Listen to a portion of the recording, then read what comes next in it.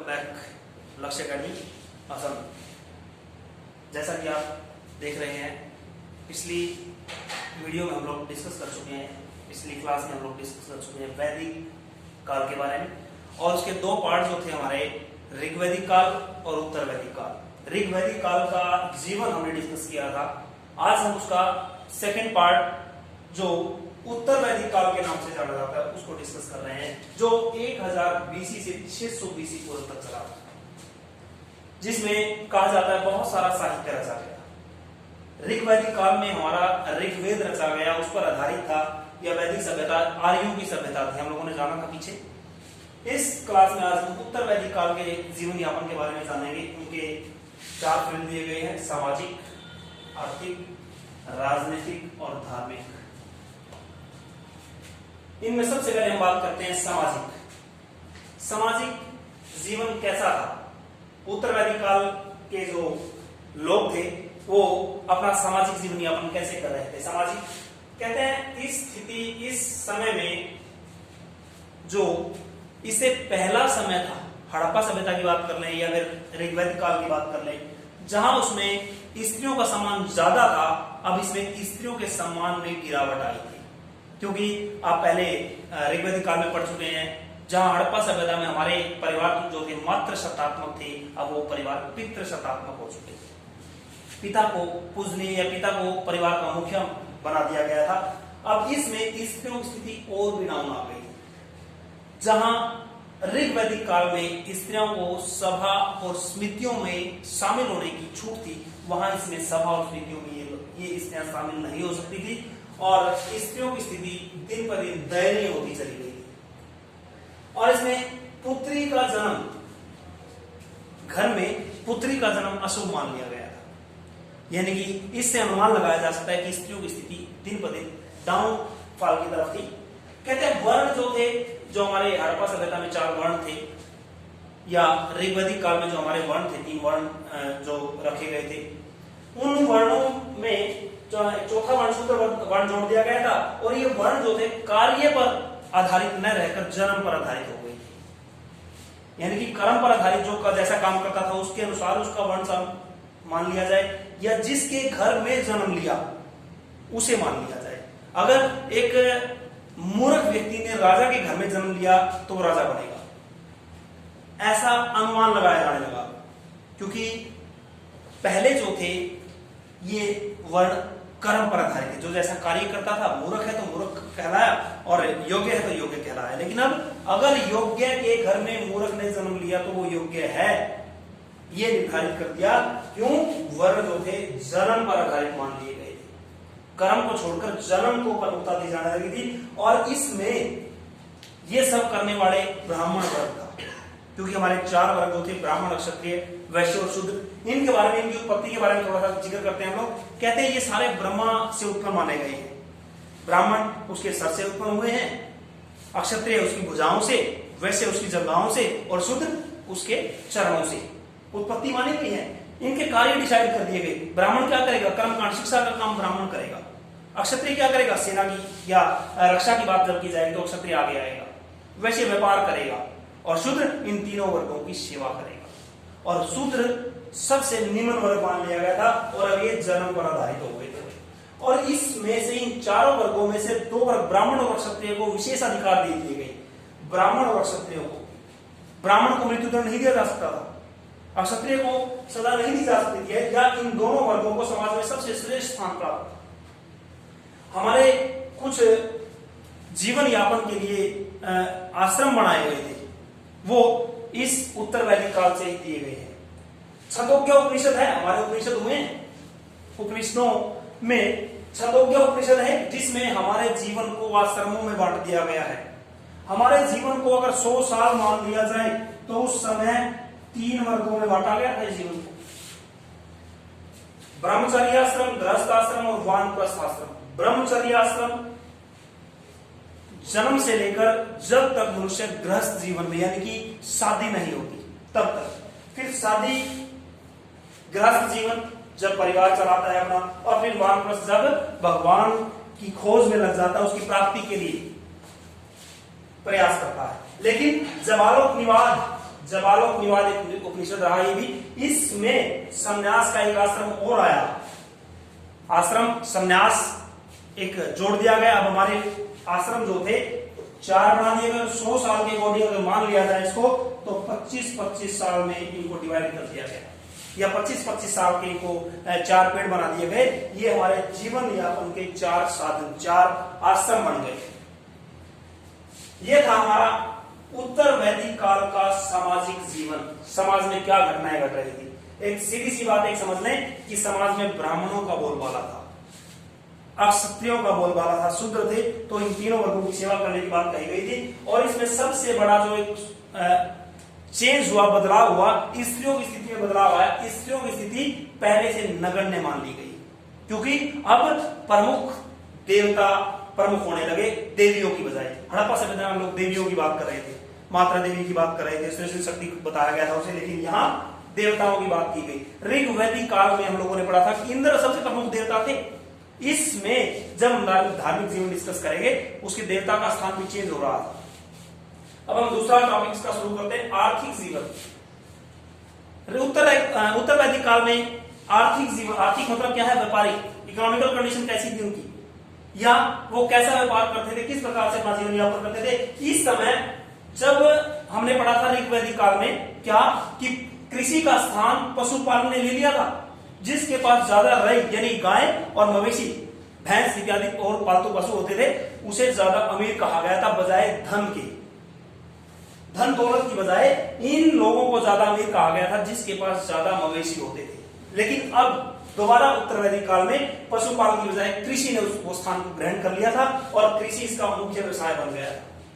एक शतपथ ब्राह्मण हुआ है हमारा उपनिषदों में, साहित्य में, वैदिक साहित्य में शतपथ ब्राह्मण के तहत कृषि की 4 क्रियाओं का जिक्र किया गया है कि कृषि जो होती है वो 4 क्रियाओं में होती है, 4 स्टेप में होती है, स्टेप बाय स्टेप। जुताई की बात की गई, बुआई की बात की गई, कटाई की और मंडाई की बात की गई। ये 4 क्रियाएं हैं तो कृषि है। अगर इनमें से किसी एक का नहीं रहेगा तो कृषि नहीं, कृषि व्यवसाय सफल नहीं होगा। हालांकि इसमें पशुपालन था क्योंकि पशुओं का काम भी था, लेकिन पशुओं की बजाय कृषि को ज्यादा महत्व स्थान दिया गया। एक काटक संहिता, क्योंकि उसमें बैलों के बारे में बताया गया था कि इसका मतलब क्या था, बोझा ढोने के लिए बैल प्रयोग किए जाते होंगे। काटक संहिता एक साहित्य रहा है, उसमें 24 बैलों द्वारा खींचे जाने वाले एक हल का प्रयोग किया गया है। हल का जिक्र किया गया उसमें, और उस हल का जो वर्णन है, उस हल का जो नाम है स्थित के नाम से रखा गया है। वेरी इंपॉर्टेंट, मोस्टली क्वेश्चन पूछ लिया जाता है जब कॉम्पिटिटिव टेस्ट की बात करते हैं। काटक संहिता में या 24 बैलों द्वारा खींचे जाने वाले हल का प्रयोग किस उपनिषद में, किस ग्रंथ में किया गया है, काटक संहिता की बात कर सकते हैं इसमें हम। दूसरा, आर्थिक कंडीशन की बात करें, पहली बार अब इसमें गणों का, गण और श्रेष्ठिन शामिल हो गए थे, क्योंकि वर्ग, व्यापार की बात हो रही थी। व्यापार तो पहले भी हो रहे थे, लेकिन व्यापार पहले आपस में होते थे, अब भी आपस में होते हैं, लेकिन मुद्राओं का चलन आ गया था। और मुद्राओं का चलन आने से मुद्रा के अकॉर्डिंग काम कर रहे थे और इसमें गण और श्रेष्ठिन महत्वपूर्ण रोल अदा कर रहे थे। इसमें पहली बार कहते हैं लोहे के बारे में, हालांकि हड़प्पा सभ्यता पढ़ा था कि कुछ अवशेष के बारे में, लेकिन हड़प्पा सभ्यता के लोग लोहे के बारे में अनभिज्ञ थे, जानते नहीं थे। और लोहे के बारे में जब बात होती है 1400 ईस्वी की, 1400 बीसी पूर्व की बात की जाती है, लेकिन मान्यता यह है कि 1000 से 600 बीसी पूर्व में लोहे के अंश हमें मिले हैं और लोहे का प्रयोग इस युग में शुरू किया गया होगा, क्योंकि इस सभ्यता में क्या हो गया था, श्रेष्ठ की बात आ गई थी। और जब श्रेष्ठ की बात आती है तो वहां झगड़ों की बात है, झगड़ों की बात आती है, हथियार जरूर होंगे। हड़प्पा सभ्यता मैंने पढ़ा था कि वहां कोई हथियार नहीं मिले, बड़े भाले तलवार इत्यादि नहीं मिले, लेकिन इस सभ्यता में ऐसे औजार मिले हमें। रथ बनाने के कारखानों की बात की जाए या औजार बनाने की बात की जाए, इसीलिए लोहे का आरंभ इस युग में हुआ था भाई। और इसको श्याम अयस्क के नाम से पुकारा जाता था। लोहा, आज लोहा जानते हैं, उस समय से लोहा नहीं कहा गया, लोहे की जगह श्याम अयस्क कहा गया। इसे कई बार क्वेश्चन आता है कि उत्तर वैदिक काल में लोहे को किस अन्य नाम से जाना जाता था। फिर वही व्यापार की जब बात की जाए, हालांकि इसमें वही जो पीछे ऋग वैदिक काल में हमने पढ़ा था निषक और शतमान नामक सिक्के, इसमें कृष्णाल सिक्के भी आए थे, लेकिन वही महत्वपूर्ण साधन जो था वस्तु विनिमय था, वस्तु के बदले वस्तु का लेन देन। ये इसका आर्थिक जीवन था वही सभ्यता का। इन दो टॉपिक से संबंधित महत्वपूर्ण बातें फिर एक बार दोबारा रिवाइज करते हैं। इसमें स्थिति कमजोर हो गई थी पहले एक बजाय, उत्तरी जन्म को अशुभ मान लिया गया था, ब्राह्मणों और क्षत्रियों को महत्वपूर्ण स्थान दे दिया गया था, एक उपनिषद के तहत 3 आश्रमों को जोड़ दिया गया था, चौथा आश्रम बाद में जोड़ा गया था इसमें।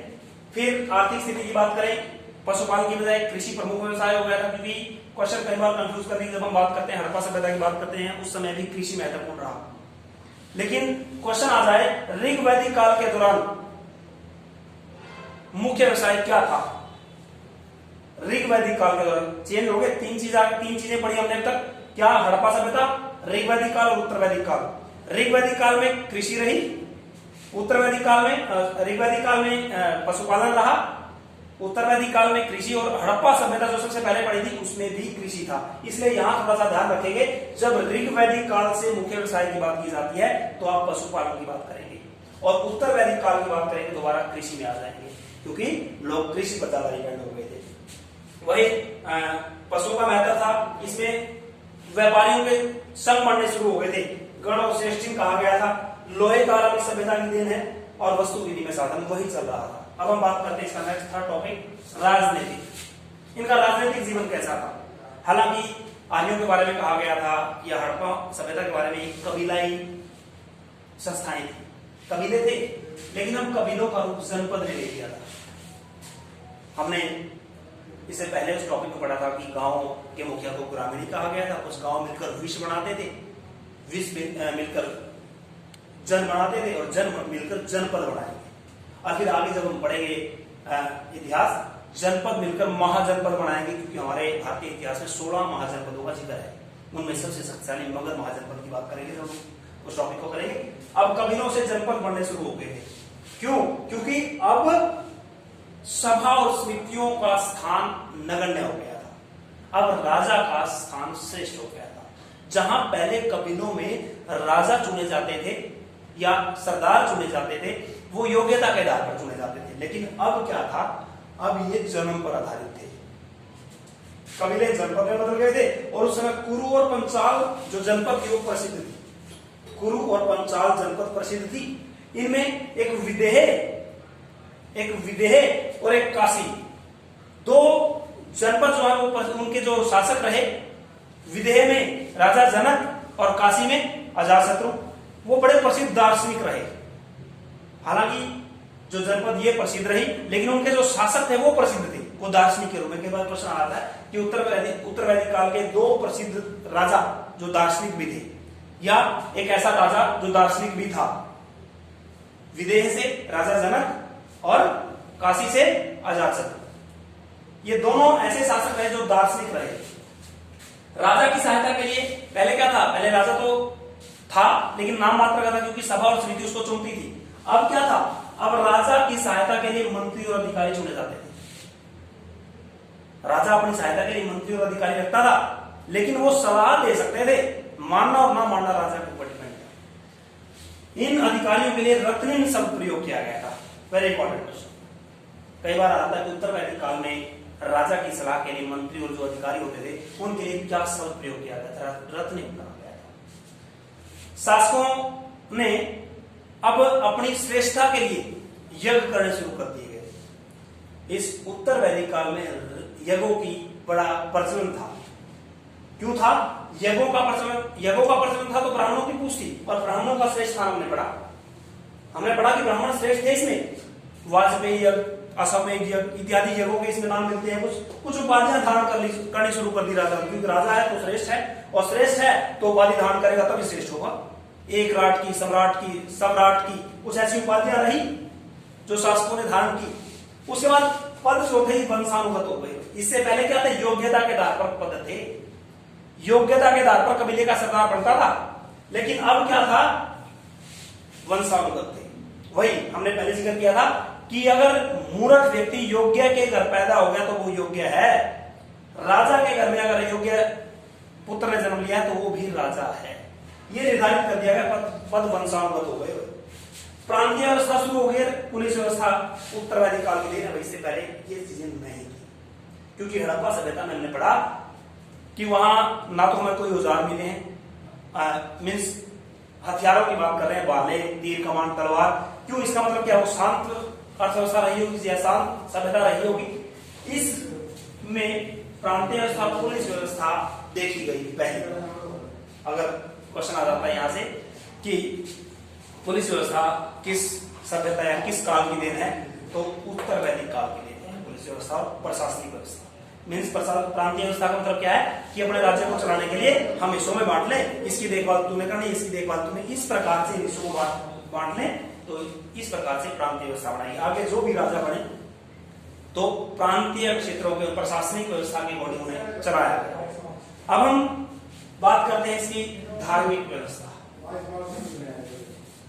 धार्मिक व्यवस्था क्या थी? उत्तर वैदिक काल में धार्मिक व्यवस्था, धर्म से संबंधित बात करेंगे। यज्ञ और बलि मूल हो गई, यानी कि यज्ञ जरूरी हो गए थे और बलि देनी जरूरी बना दी गई थी। किन्होंने? ब्राह्मणों ने।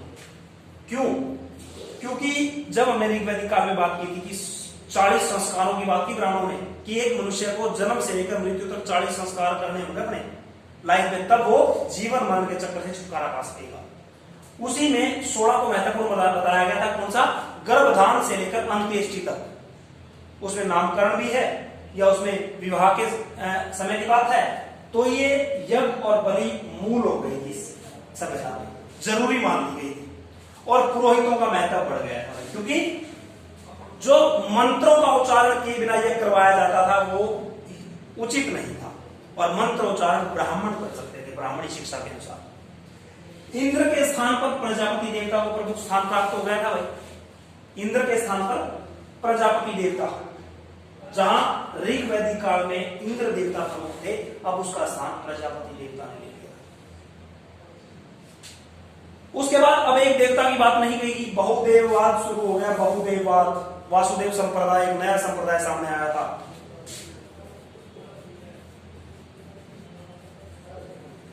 वासुदेव संप्रदाय।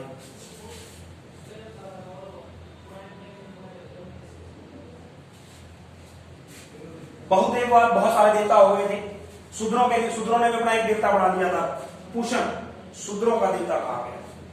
पूषण को शूद्रों का देवता मान लिया गया।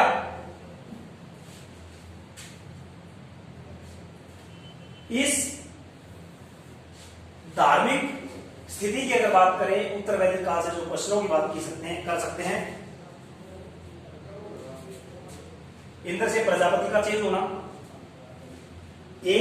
एकेश्वरवाद से बहुदेववाद की बात कर सकते हैं, शूद्रों से पूषण की बात कर सकते हैं, महत्व की बात कर सकते हैं ब्राह्मणों का, क्योंकि यहां हमने पढ़ा था वर्ण व्यवस्था जनपद था कि ब्राह्मण और क्षत्रिय प्रमुख स्थान रखते थे, और ब्राह्मणों ने अपने आप को श्रेष्ठ दिखाने के लिए ये स्थान निर्धारित कर लिया। किसके माध्यम से? यज्ञों के माध्यम से, क्योंकि यज्ञ कौन करवाएगा? शिक्षा कौन देगा? ब्राह्मण देगा।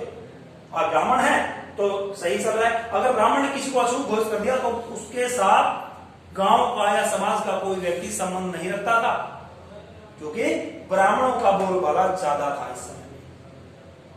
और इंद्र के स्थान पर प्रजापति आ गए थे।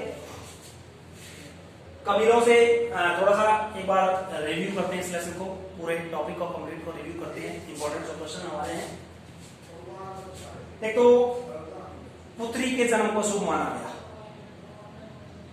वर्ण कर्म की बजाय जन्म पर आधारित हो गया।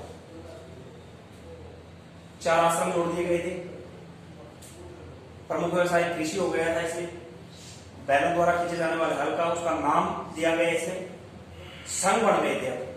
व्यापारियों ने अपने संघ बना लिए थे, जिस कारण व्यापार किया जा सकता था, आपस में लेन देन किए जा सकते थे। लोहा सबसे खास बात जो रही इस युग की, लोहे की थी। लोहा इस युग की देन है। वस्तु विधि में उसका नाम था, यहाँ कबीले जनपद में चेंज हो गए थे। 2 प्रमुख दार्शनिकों की बात की गई थी, जो राजा भी थे और दार्शनिक भी थे। कौन कौन? एक तो विदेह से,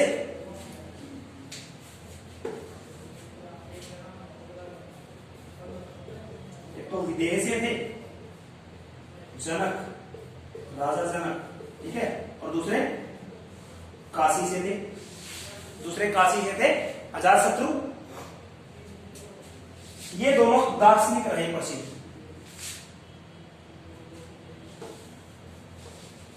उसके बाद एक खासियत रही, अधिकारियों के लिए रत्न शब्द प्रयोग किया गया। पुलिस व्यवस्था और प्रांतीय व्यवस्था इसकी देन रही, और यज्ञ और बलि मूल बन गए थे, देवता का चेंज होना। यह था हमारा टॉपिक उत्तर वैदिक काल।